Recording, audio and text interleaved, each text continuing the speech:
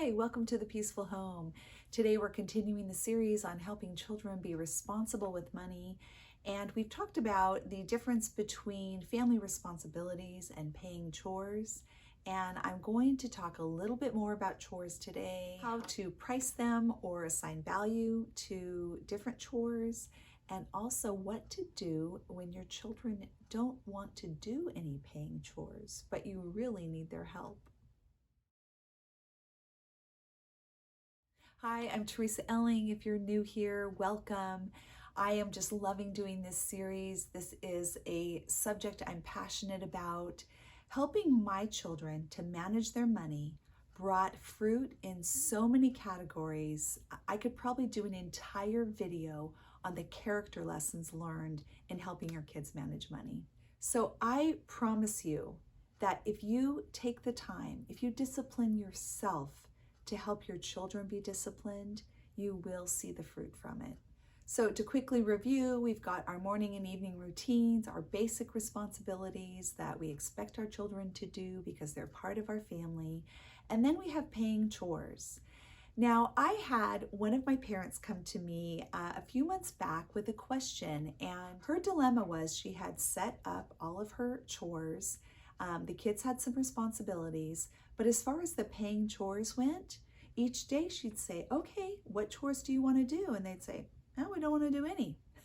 And this is the problem. If you have a child that isn't so much into money, and there definitely are kids like that, they just don't care.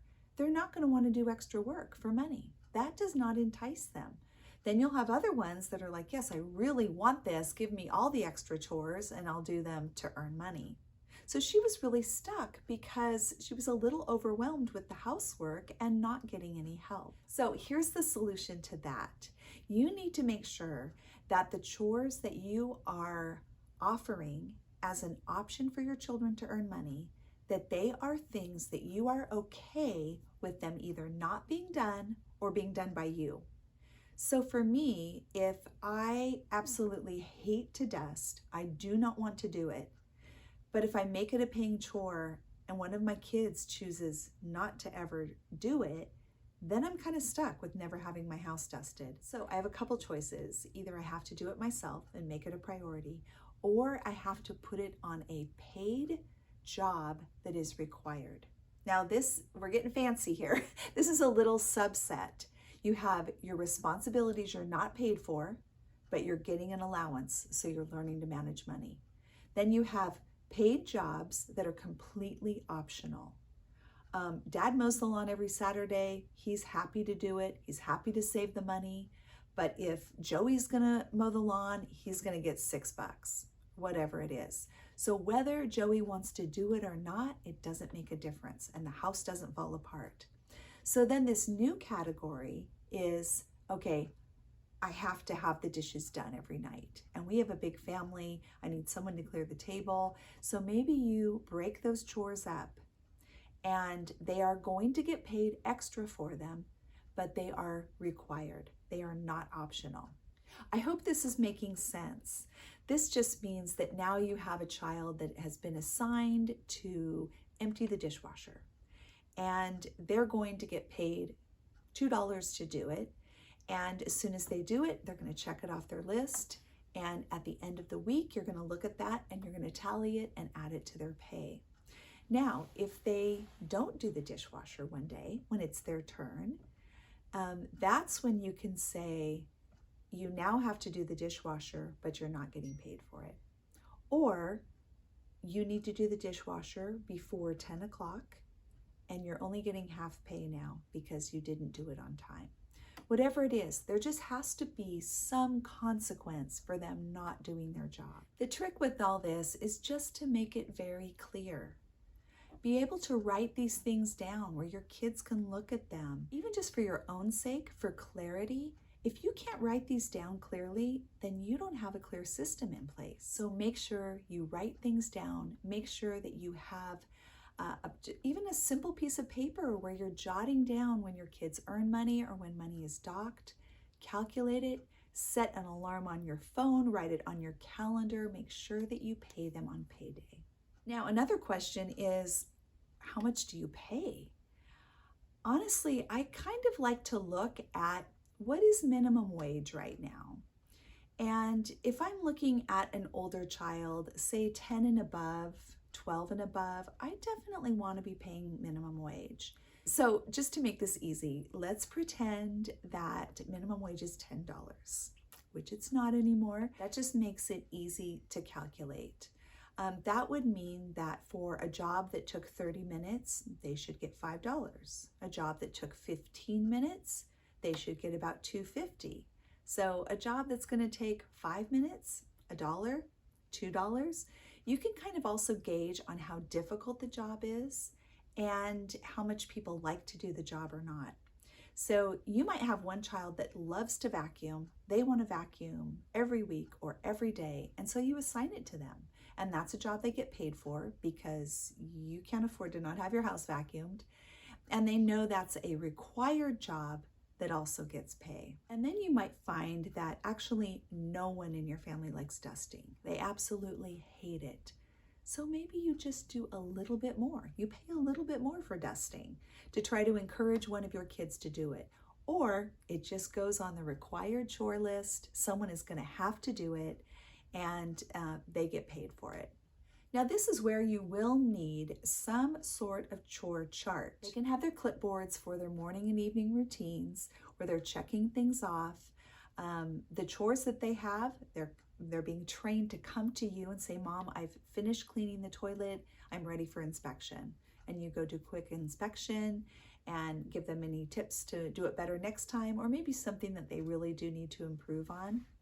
And I will say this, I would say try for at least 2 positives if you have to do a negative. So like, oh, wow, you remembered to clear everything off the counter. You did such a great job. And the sink is so clean. I think you might have missed a little spot back here. Can you go grab a rag and get that? So you've given them lots of praise, but you're also not going to let it slide if they didn't do a good job. You're going to make sure they finish it and do it well. And as soon as they do it, it's like, high five, awesome job. And that's what every kid wants to hear. You can look on Pinterest for some ideas for making a chore chart, and you can even buy them pre-done, and some of them are really amazing. You can move a clipboard from undone to done. You can have magnets, color in things, put up stickers.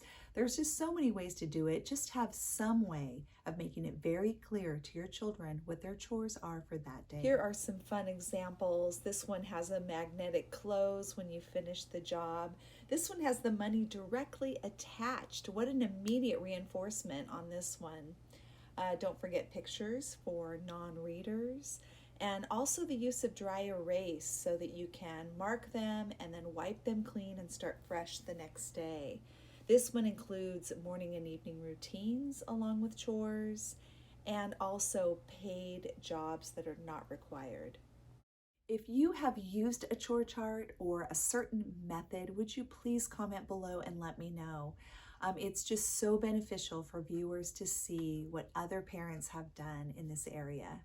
Now, for kids under the age of 10 or 12, you don't need to look at minimum wage. I mean, you might decide that you're paying a quarter for a job or 50 cents or $1. It's not going to matter so much the money as it is the consistency of when they do the work, they get paid. As they get older, they can earn more and the rates can go up. You also can look at how well they're doing, and you can give them a raise, just like with any other job.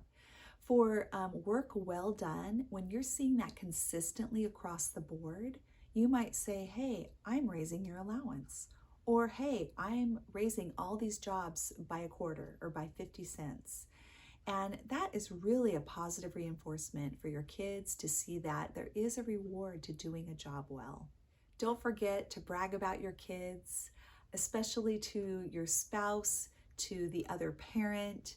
You know, if you're sitting down at dinner and you're like, wow, Mary got all of her chores done so quickly, and this time I could not find anything wrong with her bedroom. It was in beautiful condition. And you're talking maybe to your husband, but Mary is overhearing this and she is seeing that you're proud and that dad's proud of her. And so these are just ways that you can encourage children, even slightly indirectly, but it's so beneficial to building them up. And honestly, this is how you build self-esteem, on real things your children are doing. They know when you are puffing them up when they've done nothing to deserve it. Now, the one thing that is different from that is just saying, I love you. I'm so proud you're my son. Or I am so grateful you're my daughter. I'm so blessed to have you in my life. They don't have to do anything to earn that love and that praise. But sometimes we're really trying to encourage a child and we're telling them they're awesome when they really haven't done anything awesome.